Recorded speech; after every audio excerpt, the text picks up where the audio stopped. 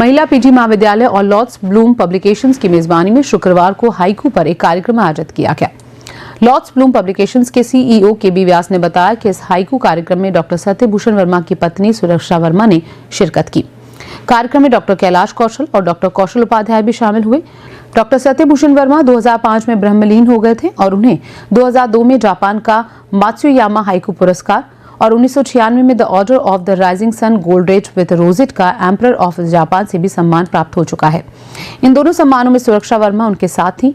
महिला पीजी महाविद्यालय के प्रिंसिपल डॉक्टर मनोरमा उपाध्याय ने बताया कि जापानी हाइकू जापानी भाषा से सीधा हिंदी में अनुवाद डॉक्टर सत्यभूषण वर्मा ने ही पहली बार किया था, क्योंकि वे दोनों भाषाओं के विद्वान थे। डॉक्टर सत्यभूषण वर्मा ने हाइकू पे ही पीएचडी की। कब? 72 में। और जब उन्होंने हाइकू पे जापानीज को भी समझा और उन्होंने सीधा हिंदी में ट्रांसलेट किया। पहले जापानीज से इंग्लिश में ट्रांसलेट होता था और फिर उससे इंग्लिश से हिंदी में होता था। तो लोगों को ये मालूम नहीं था कि हाइकू के अंदर क्या होता है, कैसे होता है। ये सत्यभूषण वर्मा साहब ही थे, सत्यभूषण वर्मा जी ही थे जिन्होंने ये बताया कि हाइकू में पहली पंक्ति में 5 अक्षर, दूसरी में 7 अक्षर और तीसरी में फिर से 5 अक्षर। सत्यभूषण वर्मा के जन्म दिवस 4 दिसंबर को होता है, तो आज उसी उपलक्ष्य में 1 दिसंबर को ये मनाया जा रहा है।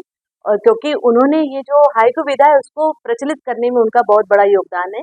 इसके पहले जय नारायण व्यास विश्वविद्यालय के हिंदी विभाग में अज्ञे जी हैं जिन्होंने हाइकू को प्रचलित करा, लेकिन उन्होंने हाइकू लिखे नहीं, उन्होंने जापानी टेक्निक के जो हाइकू थे उसको हिंदी में अनुवाद किया और उसी शैली में कुछ कविताएं लिखी। लेकिन इसकी जो शैली होती है वो 5, 7 और 5, तो टोटल 17 वर्ण की उन्होंने लिखे जरूर है, लेकिन ये जो शैली है इस शैली पे कविता वो लिखी है हाइकू, लेकिन उसका जो टेक्निक है 17 वर्ण उसका उन्होंने उल्लेख नहीं किया। उससे उन्होंने बस टेक्निक ली है कि हाँ ये टेक्निक है, इस पे हम लिखेंगे। फिर नामवर सिंह जी भी हैं, उन्होंने भी इसको बहुत आगे बढ़ाया।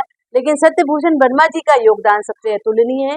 उन्होंने काफी लोगों को प्रेरित किया और वर्तमान समय में जोधपुर में काफी ज्यादा हाइकू लिखे जा रहे हैं। हाइकू जापानी तरीके से कविता लिखने का तरीका है और हाइकू के हिंदुस्तान के प्रथम प्रणेता डॉक्टर सत्यभूषण जी वर्मा साहब, उनकी धर्मपत्नी आदरणीय मैडम सुरक्षा वर्मा जी जो 85 साल की हैं, वो यहाँ पधारी।